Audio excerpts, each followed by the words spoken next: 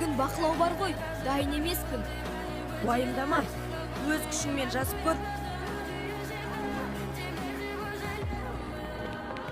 Бүгін әркім өз білімімен жазады.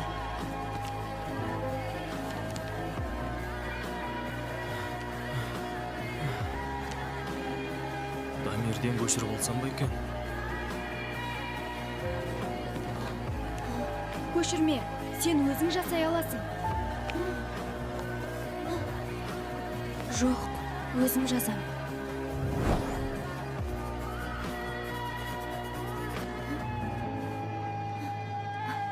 Айдос, жақсы тырысқансың. Рахмет, досым. Нағыз жеңіс адалдықта. Адалдық де адамды биікке жетелейді. Шынайы дос әрқашан дұрыс жол көрсетеді. Біз осылай бөлек-бөлек жүре береміз бе? Ешкім ешкімге көмектеспейді. Балалар, сендерге топтық жоба беріледі. Бірге жұмыс істейсіңдер. Мен өзім жасайын.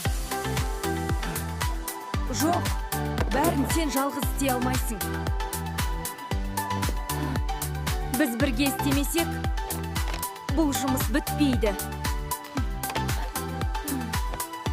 Келіңдер, әркім өз міндетін атқарсын.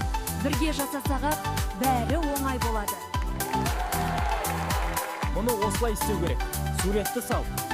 Жарай, түсіндім. Керемет, бәрі дұрыс. Жарайсыңдар.